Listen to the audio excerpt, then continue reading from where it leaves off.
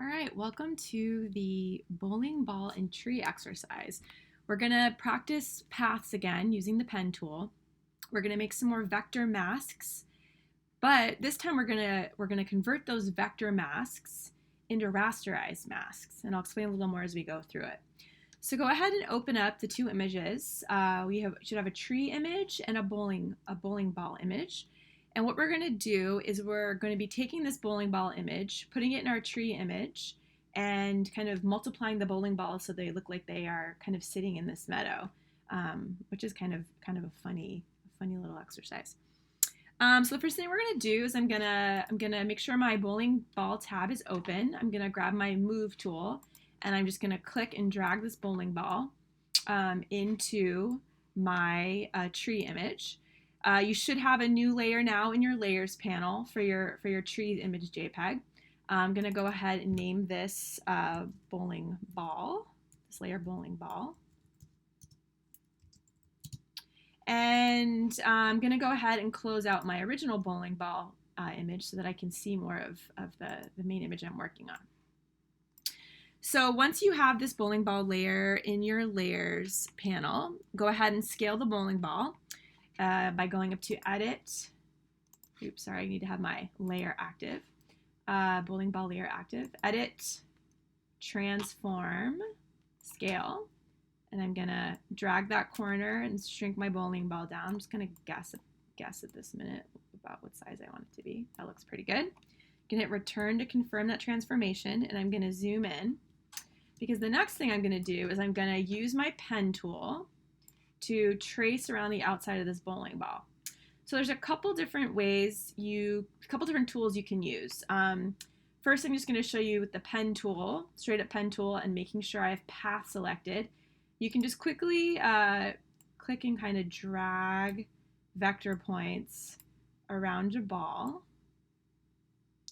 And I'm kind of clicking and pulling a little bit. These are vector direction handles.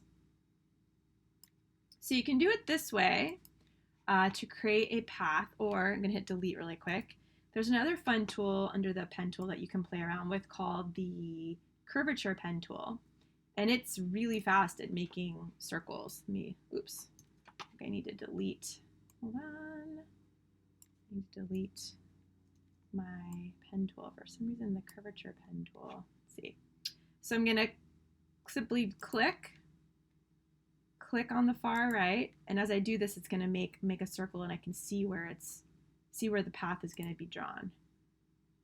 And it's a lot faster. You can use less anchor points or clicks before you finish the circle. So that's the curvature pen tool. So go ahead and give that a practice.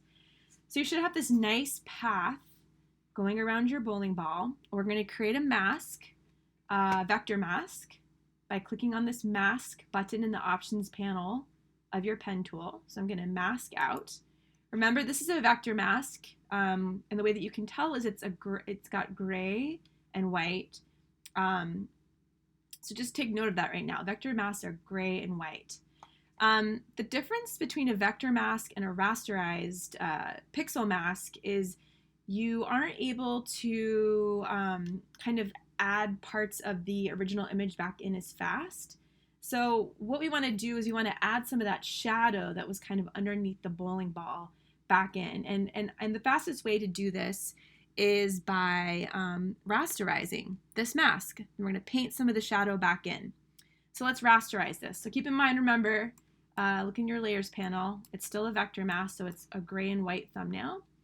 So let's rasterize by going up to Layer, Rasterize, Layer, Rasterize, and Vector Mask. So we're rasterizing our vector mask. And watch what happens in the Layers panel as I do this, as I rasterize.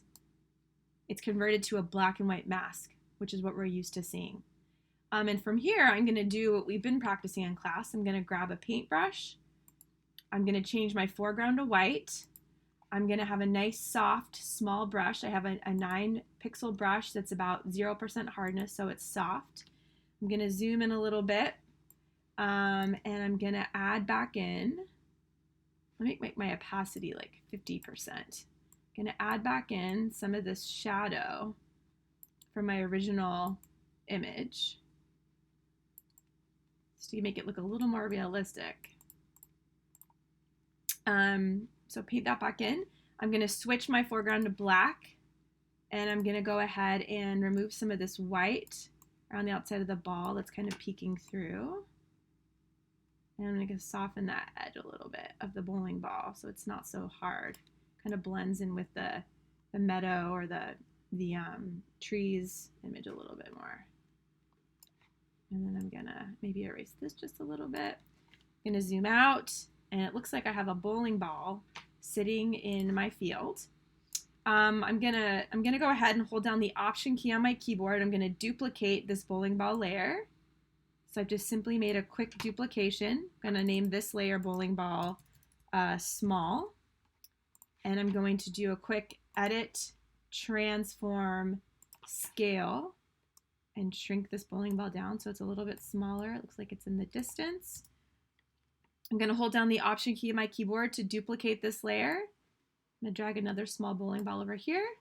I'm going to select my larger bowling ball from my layers panel. Keep in mind I have the Move tool selected right now, which is making this these layers clickable. I'm going to hold down the Option key again to duplicate my large bowling ball. And I'm going to drag this bowling ball over here. And there you go. You've got a bowling ball field. You've converted your paths vector mask and rasterized it to make a pixel-based mask that we can edit and paint on like we've been doing in the past. So there you go. That's kind of a fun exercise to see the power of the pen tool, paths, vector masks, and rasterizing masks.